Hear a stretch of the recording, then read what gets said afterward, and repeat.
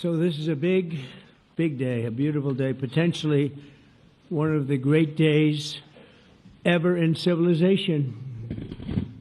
Things that have been going on for hundreds of years and thousands of years.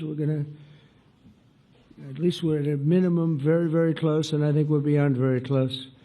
And I want to thank Bibi for really getting in there and doing a job. We've worked well together, as we have with many other countries, both of us, with many other countries, which is the only way this whole situation gets solved. And I'm not just talking about Gaza. Gaza is one thing, but we're talking about much beyond Gaza. The whole deal, everything getting solved. It's called peace in the Middle East. So today is a historic day for peace, and Prime Minister Netanyahu and I have just concluded an important meeting on many vital issues, including Iran, trade, the expansion of the Abraham Accords, and most importantly, we discussed how to end the war in Gaza, but it's just a part of the bigger picture, which is peace in the Middle East, and let's call it eternal peace in the Middle East. So this is far more than anybody expected, but the level of support that I've had from the nations in the Middle East and surrounding Israel and neighbors of Israel has been incredible, incredible. Every single one of them. This afternoon, after extensive consultation with our friends and partners throughout the region, I'm formally releasing our principles for peace, which people have really liked, I must say. And these are done not just routinely done, these are done with total consideration and working with the nations that we're talking about. All of these nations have made contributions to those suggestions. I want to thank the leaders of many Arab and Muslim nations for their tremendous support in developing the proposal, along with many of our allies in Europe. Europe has been very much involved, and as I was called by many of the European leaders, most of them saying, "Is this true? Are you really doing peace in the Middle East? This is the most incredible thing we've heard." Some think it's the biggest thing they've ever heard.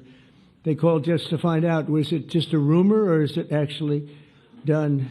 And then they said, have you spoken to the Arab leaders? Have you spoken to all of the other leaders that we have to get? A lot of people involved in this one.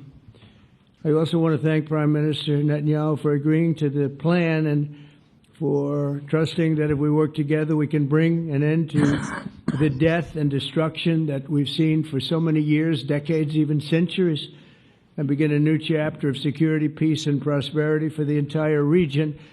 And I want to just say that my meetings and dialogue that we had with so many countries, Saudi Arabia as an example, the king is a phenomenal person. The Emir of Qatar, he's incredible people. UAE, and that's MBZ and ABZ. We're totally involved. These are the people that we've been dealing with and who've been actually very much involved in this negotiation, giving us ideas, things they can live with, things they can't live with. It's pretty complex. I mean, after 2,000, 3,000 years, whatever it is, I guess it's got to be a little complex, or it would have been done a long time ago. The King of Jordan was with us, as you know, in the United Nations. The President of Turkey, President Erdogan, is a friend of mine, a strong man, but a good man. President of Indonesia, somebody who's an amazing leader, Prabowo. He is an amazing leader and respected by everybody. He was in the room with us. We were together with most of these people that I'm mentioning. Others were by phone or the next day. The Prime Minister and the Field Marshal of Pakistan, they were with us right from the beginning. Incredible. In fact, they just put out a statement that they fully believe in this pact. It just came out just as I was walking around. They said, "Sir, you have a big notice from the Prime Minister of Pakistan and from the Field Marshal that they back this 100%. President El-Sisi of Egypt, who's terrific. And these are people I've gotten to know over the years. I mean, I would say it started around 2015 and then went into 2016 when the presidency officially began. But I've known him actually for a long time, and there are many cases really great men. I can't say in all cases, but I will tell you in many cases they're great men and some great women too. They tend to be mostly men, however, I will say that.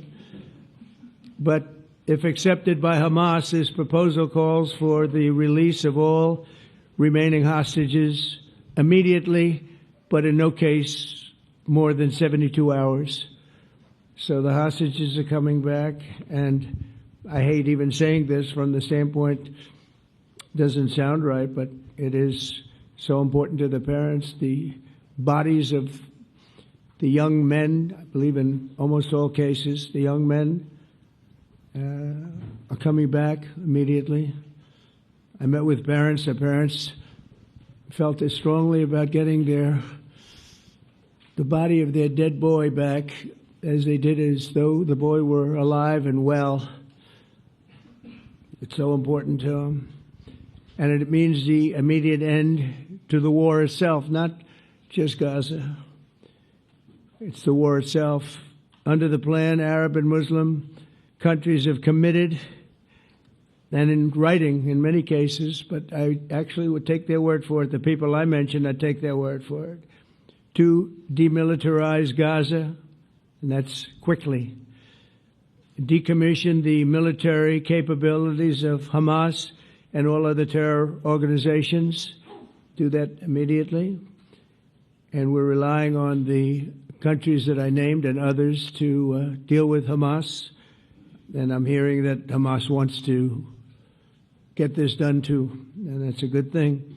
And destroy all terror infrastructure, including the tunnels, weapons, production facilities. They have a lot of production facilities that we're destroying. They'll also help train local police forces in the areas that we're discussing right now, in particular in and around Gaza, working with the new transitional authority in Gaza. All parties will agree on a timeline for Israeli forces to withdraw in phases. They'll be withdrawing in phases. No more shooting, hopefully, as progress is made toward achieving these goals. Arab and Muslim nations need to be allowed the chance to fulfill these commitments of dealing with Hamas. They have to deal with them because they were the one group that we have not dealt with. I haven't dealt with them. But the Arab countries are going to, and Muslim countries are going to be dealing with Hamas, and I believe they've already been there. I think they probably have an understanding, and they haven't maybe mentioned that, but I would imagine they do. Otherwise, they wouldn't have gone as far as they've gone. If they're unable to do so, then Israel would have the absolute right and actually our full backing, the U.S. full backing. Marco's here. And a lot of our leaders are here, our great Vice President, Susie Wiles, Steve Witkoff, Jared Kushner. They've been so involved in this process. I don't think anybody else could have done it or even come close. But it's we're right there. We're right there. First time in thousands of years, I think you can probably say, if you really look into it, if you study back, if you're a scholar, you would say thousands of years. Israel would have my full backing to finish the job of destroying the threat of Hamas. But I hope that we're going to have a deal for peace. And if Hamas rejects the deal, which is always possible, they're the only one left. Everyone else has accepted it. But I have a feeling that we're going to have a positive answer. But if not, as you know, Bibi, you'd have our full backing to do what you would have to do. Everyone understands that the ultimate result must be the elimination of any danger posed in the region, and that danger is caused by Hamas. The tyranny of terror has to end, and this is, again, something that we're looking for. This is eternity. This is for forever. To ensure the success of this effort, my plan calls for the creation of a new international oversight body, the Board of Peace, we call it, the Board of Peace, sort of a beautiful name, the Board of Peace, which will be headed, not at my request, believe me, I'm very busy, but we have to make sure this works. The leaders of the Arab world and Israel and everybody involved asked me to do this, so it would be headed by a gentleman known as President Donald J. Trump of the United States. That's what I want, is some extra work to do, but it's so important that I'm willing to do it, and we'll do it right, and we're going to put leaders from other countries on, and leaders that are very distinguished leaders, and we'll have a board, and one of the people that wants to be on the board is the UK former Prime Minister, Tony Blair, good man, very good man, and some others, and they'll be named over the next few days, and it'll be quite the board. Working, everybody wants to be on it now. I don't know if that had anything to do. They named me and everybody else wanted to be on it. I guess they figure, well, he's a soft touch. He'll be easy to deal with. Working with the World Bank and others, it will be responsible for recruiting and training a new government that will be made up of Palestinians along with highly qualified experts from all around the world. Hamas and other terrorist factions will play no role in the board, but they'll play no role in the governance of Gaza at all, directly or indirectly. As you know, thousands of Hamas leaders have been killed and soldiers have been killed. And we can never forget October 7th, but thousands have paid the price for that. And now it's time to get our hostages back and get back to trying to build something that's really great and very important. In our meeting today, Prime Minister Netanyahu was very clear about his opposition to a Palestinian state. And he continuously mentions October 7th, and I understand that. Most people do. And I understand and respect his position on many things, but what he's doing today is so good for Israel. I notice that they have large crowds gathering in Israel all the time, and they have my name up. They like me for whatever reason, maybe, I don't know, but they do like me. But they say two things. Please get the hostages back and please end the war. They've had it. It's had it. So I think it's a very popular thing you do because he's a warrior. He doesn't know about getting back to a normal way of life, but he is a warrior, and Israel's lucky to have him. But now the people want to get back to peace. They want to get back to normalization in a true sense. Several countries have foolishly recognized the Palestinian state. As you know, some of our European friends, allies, good people, but they're really, I think, doing that because they're very tired of what's going on for so many decades. They've been presidents and prime ministers for years, and during this time, having to do with the Middle East, all they're doing is talking about the same thing over and over. They want to see it get back. And nobody wants that more than me, or I believe Bibi too. But the people of Israel want it. They really want it. They want the hostages back. That includes the probably 32 bodies that we're talking about, 20 people that are living, 32 or so people that are dead, and they want to have peace. So let us not forget how we got here. Hamas was elected by the Palestinian people.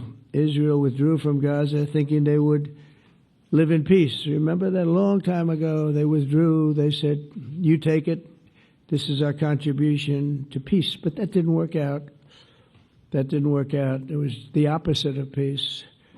They pulled away. They let them have it. And I never forgot that because I said, that doesn't sound like a good deal to me.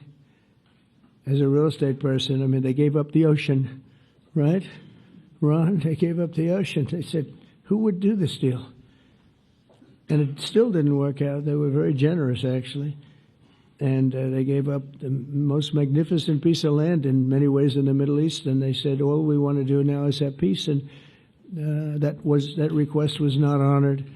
Instead of building a better life for the Palestinians, Hamas diverted resources to build over 400 miles of tunnels and terror infrastructure rocket production facilities and hid their military command posts and launch sites in hospitals, schools, and mosques. So if you went after them, you'd be after them, and you wouldn't even realize you ended up knocking out a hospital or a school or a mosque. A terrible thing, terrible way to have to fight. No fight is good, but that's a real bad one. So there are many Palestinians who wish to live in peace. Many. I've seen so many of them, and they have support. And I challenge the Palestinians to take responsibility for their destiny, because that's what we're giving them. We're giving them responsibility for their destiny, fully condemn and prohibit terrorism and earn their way to a brighter future. They don't want the life that they've had. They've had a rough life with Hamas. If the Palestinian Authority does not complete the reforms that I laid out in my vision for peace in 2020, they'll have only themselves to blame. We're giving them an amazing footprint, and they have amazing support from the leaders of the Arab world and the Muslim world, the great leaders. These are great leaders. These are unbelievable leaders that have built great countries and very wealthy countries. What the future holds for the Palestinians, no one really knows, but the plan that we put forward today is focused on ending the war immediately, getting all of our hostages back, getting everything back. Hard to believe when you even say it, and creating conditions for durable Israeli security and Palestinian success. Israeli security is going to be involved. We're going to help you. We'll be there with you in terms of helping with security. We want to make sure it works. We just want to make sure it works. There shouldn't be a shot fired. Now, there will be, I guess, because that's the way it seems to be, but there shouldn't have to be within a few days. There shouldn't have to be a shot fired. Maybe for eternity. Wouldn't that be nice? I hope it's true. I can tell you the leadership of that region feels that there's a good chance of it being true. So this will lead to this agreement that we're talking about will lead to a sustainable long-term peace. No president in history has been a greater friend of the state of Israel than I have, in addition to negotiating the Abraham Accords. I like to say it that way because the real people, that's what they call Abraham. I would say Abraham, but it's so much nicer when you say Abraham. So much more elegant. But the Abraham Accords are amazing. Jared, you did that along with your group of geniuses, and nobody thought that could be done. We have 4 countries, and Sleepy Joe Biden didn't do a thing. He didn't even know what the hell they were. He should have had them fold up. But I think this will also lead to packing them. And who knows, maybe even Iran can get in there. I hope, we hope we're going to be able to get along with Iran. I think they're going to be open to it. I really believe that. But they could be a member. I long ago said, I'll bet you at some point Iran will be a member of the Accords. And little did I realize it was going to take this turn. That was some turn we did with the B-2s. But I think they might very well be there because it's a great thing for them economically. I recognize the eternal capital of Israel. I opened the American embassy in Jerusalem. That was something that everyone said would never be done, could never be done. Virtually every president for many, many years, for decades, would campaign on making Jerusalem the capital of Israel. They campaigned on it over and over. Is that right, Steve? Is that right? Everyone, and when they got to it, and I understand why now, because it was so. When I got to office, I campaigned on it too. I said, we're going to make it. And then I'd get calls from the leaders of various countries saying, please don't do it. Please don't do it. It'll end the whole world. Please don't do it. And finally, I just didn't say anything, and I did it. People were calling me before I did it because I heard I was going to do it. And leaders of countries were calling me. And I think it was on a Thursday that I did it. And they'd call me Monday, Tuesday, Wednesday, 3-4 times a day, and I said, tell them I'll call them back on Friday. And I announced it on Thursday, and I called them back, the biggest people in the world, and they said, you've done it. I said, done what? You've made the capital of Israel, Jerusalem, and we wanted to talk yet. I wish you called me a little sooner. Maybe I could have done something about So that was a lot easier than getting into an argument, because I knew what they were calling about. And you know what? It turned out to be amazing. Everybody thought it was going to lead to the end of the world, right? The end of the world, Ron, that's what they said. It didn't lead to anything. It just led to something that I promised, and something that was very, very popular for Jewish people and a lot of other people, too. I recognize Israeli sovereignty over the Golan Heights, and I cut taxpayer funding to the corrupt United Nations Relief and Works Agency. And United Nations was interesting because, as you know, a few days ago they introduced me. Ladies and gentlemen, the President of the United States. I'm looking at my teleprompter, and the thing was dead, stone cold, dead. The thing's up here. I have a long, beautiful speech to make. I'm back 30 feet back, and I'm saying, they're introducing me. There's nothing on my teleprompter. So, but I made a speech. I actually got good marks. You think Biden could have done that? I don't think so. I don't think he could have done that. I don't think too many people could have done it. But actually, it was actually more of a speech from my heart, if you want to know the truth. I think it was maybe better in certain ways because it was from the heart. It has to be from the heart. Otherwise, you're in big trouble.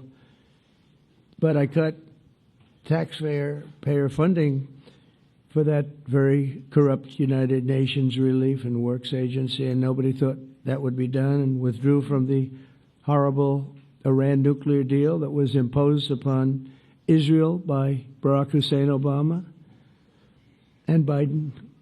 And I don't think Biden knew anything about it, though. I don't think he knows anything about it now, actually, if you ask him. He'd say, what is that?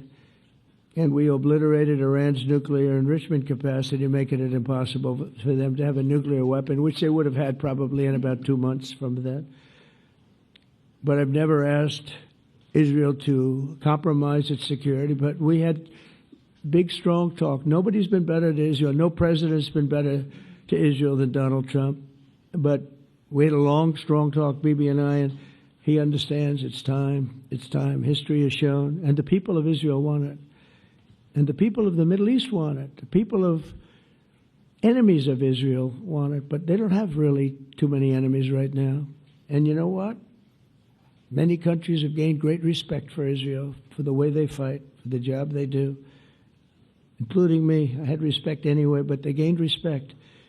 History has shown us that those who have relations with Israel have thrived, while those who have devoted resources and attention toward the destruction and even annihilation of Israel have languished. They haven't done well. Israel is not going anywhere. They're going to coexist with other people and countries in the region, from Syria to Lebanon to Saudi Arabia. The promise of a new Middle East is so clearly within our reach. This is the closest we've ever come to real peace, not fake peace, not political fool's peace. If we can get this difficult problem solved, the opportunities for all within that vast region of this world, it's a vast region, it's unlimited. The Abraham Accords show that all countries are better off when they communicate and work together and embrace new opportunities. I hope Jared and Steve and Susie and Marco and JD, we have great people. I hope you guys are going to work very hard to get these other countries in, because now they have no excuse. There's no longer an excuse. They were somewhere hesitant. And I tell you, the 4 countries that went in, I give them tremendous credit, and it's worked out incredibly well for them.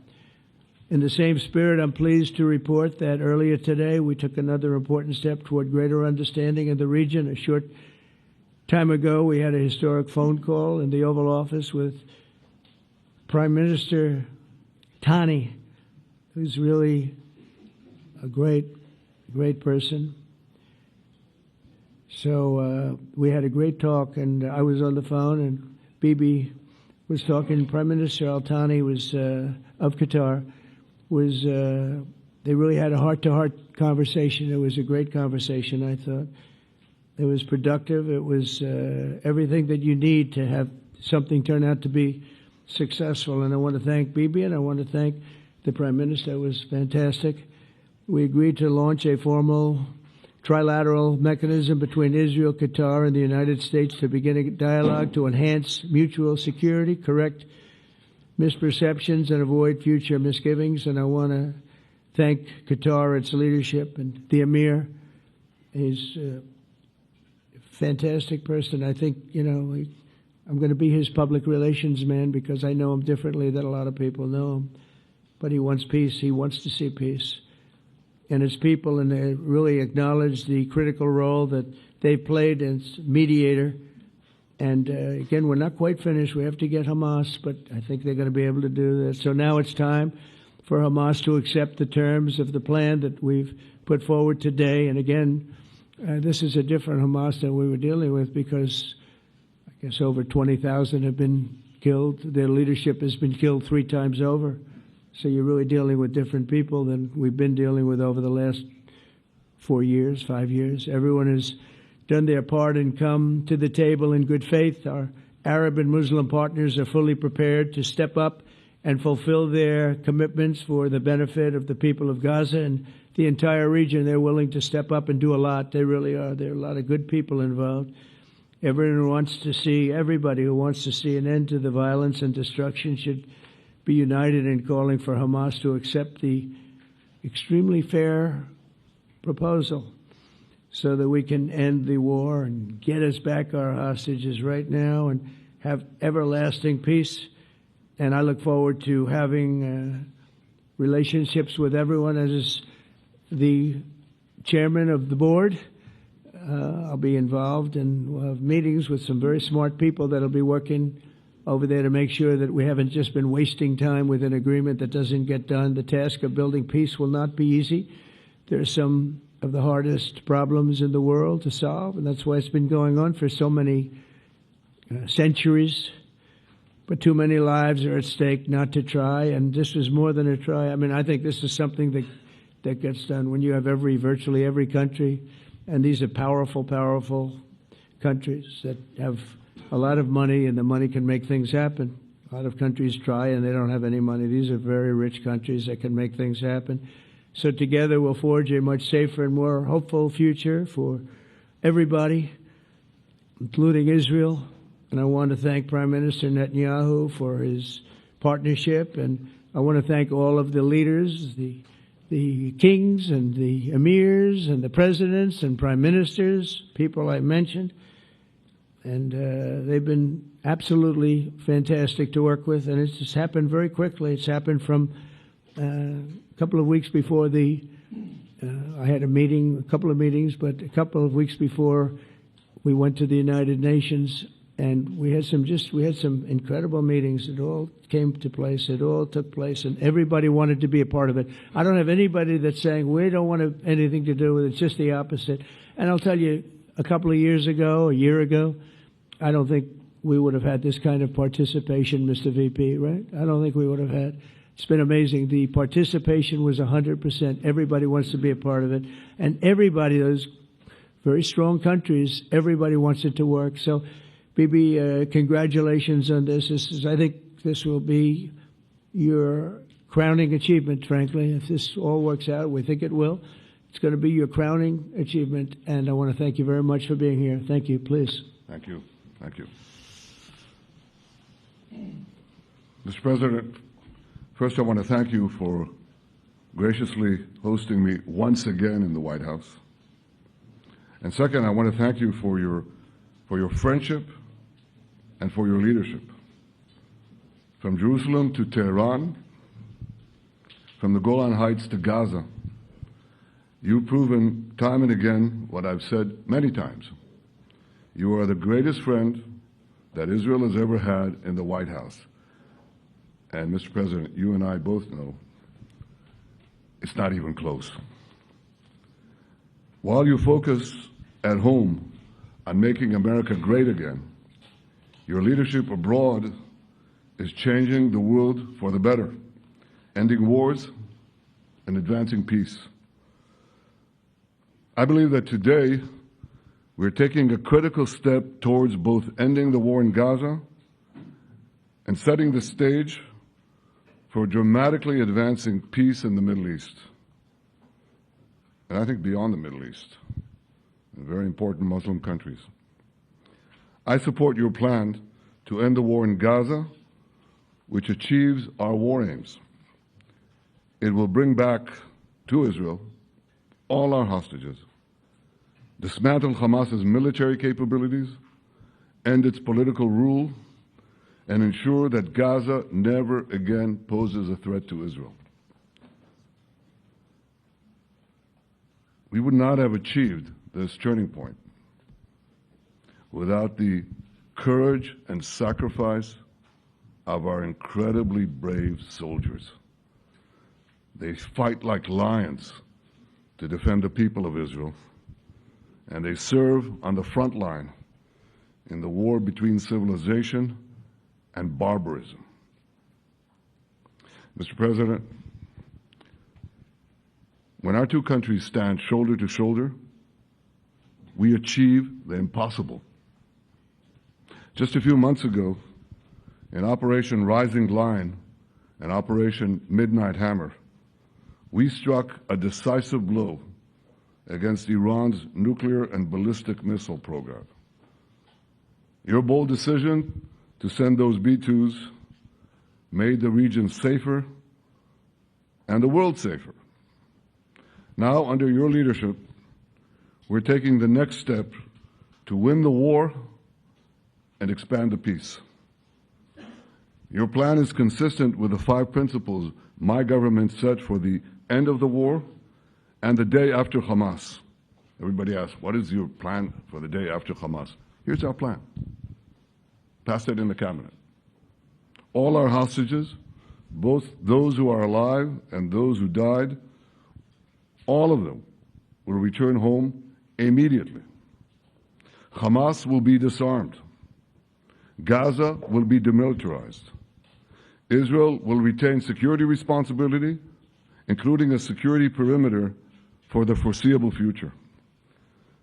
And lastly, Gaza will have a peaceful civilian administration that is run neither by Hamas nor by the Palestinian Authority.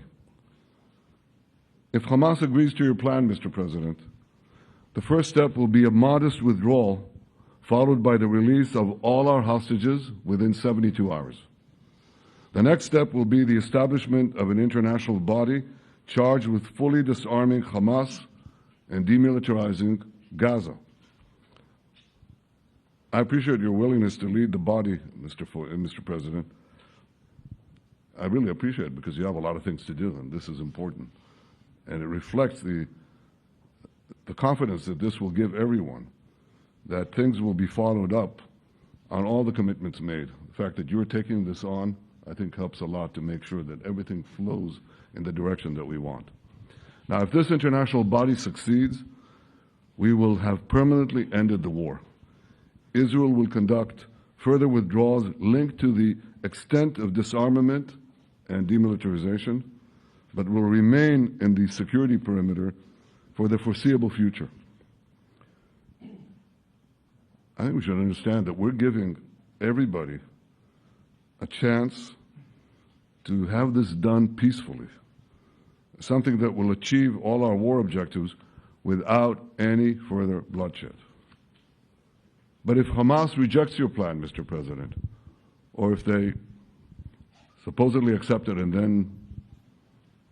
then basically do everything to counter it, then Israel will finish the job by itself. This can be done the easy way, or it can be done the hard way, but it will be done. We prefer the easy way, but it has to be done. All these goals must be achieved because we didn't fight this horrible fight, sacrifice the finest of our young men to have Hamas stay in Gaza and threaten us again and again and again with these horrific massacres. Mr. President, I was encouraged by your clear statement at the UN against the recognition of a Palestinian state. That would be an outcome that, after October 7th, would reward terrorism, undermine security, and endanger Israel's very existence. As for the Palestinian Authority, I appreciate your firm position that the PA could have no role whatsoever in Gaza without undergoing a radical and genuine transformation. In your 2020 peace plan, which you mentioned just now, you made clear what that transformation requires. It's not lip service. It's not checking a box. It's a fundamental, genuine, and enduring transformation. And that means ending pay to slay, changing the poisonous textbooks that teach hatred to Jews, to Palestinian children, stopping incitement in the media, ending lawfare against Israel at the ICC, the ICJ, recognizing the Jewish state, and many, many other reforms. It won't come as a surprise to you that the vast majority of Israelis have no faith that the PA Leopard will change its spots. But rather than wait for this miraculous transformation, your plan provides a practical and realistic path forward for Gaza in the coming years, in which Gaza will be administered neither by Hamas nor the Palestinian Authority, but by those committed to a genuine peace with Israel. I think this can be not only a new beginning for Gaza, I think it can be a new beginning for the entire region. Under your leadership, we can re-energize, well, I've got to contribute my own, we can re-energize the Abraham Accords. That's what it's called in the original Hebrew. Abraham. Abraham is fine. Abraham, however you want to call it. Under your leadership, Mr. President, we can re-energize the Abraham Accords that we forged 5 years ago. We can expand them to many more Arab and Muslim nations that choose moderation over extremism. I think there's an opportunity here. It's not going to be easy. It's tough going. But I think if we succeed, you're absolutely right. We're going to open possibilities that nobody even dreamed of. But I think we dream of them. As you've told me, Mr. President, and you've told the world many, many times, you said, remember October 7th. Remember October 7th. And we do. We will never forget the horrors of October 7th, and we will do whatever is necessary to make sure they don't happen again. Since October 7th, Israel's enemies have learned a hard truth. Those who attack us pay a heavy price, but those who partner with us advance progress and security for their peoples.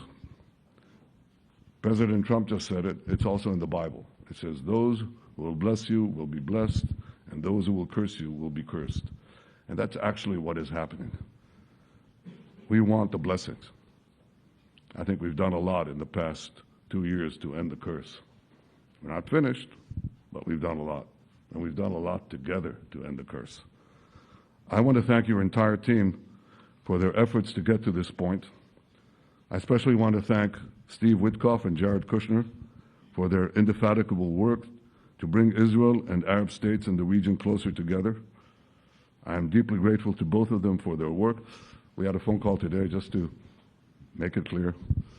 I said to the Prime Minister of Qatar, Israel was targeting terrorists, wasn't targeting Qatar. And of course, we regretted the loss of the Qatari citizen. It wasn't our target. And I very much appreciate President Trump's proposal to have a trilateral body, the United States, Israel, and Qatar, to work out respective grievances. There are quite a few. But if we could try to mitigate them or put it on a different footing, I think that would be good for everyone. Above all the people, the fine team, and many helpers who've done this, I want to thank you, Mr. President. History has already shown that under your leadership, Israel and America can change the face of the Middle East. And today I'm hopeful that your plan to end the war in Gaza will do so again and do so soon. It will free our hostages, end Hamas's tyranny in Gaza, and enable a more secure and prosperous future for the peoples of our region. Thank you, Mr. President. May God bless America. May God bless Israel.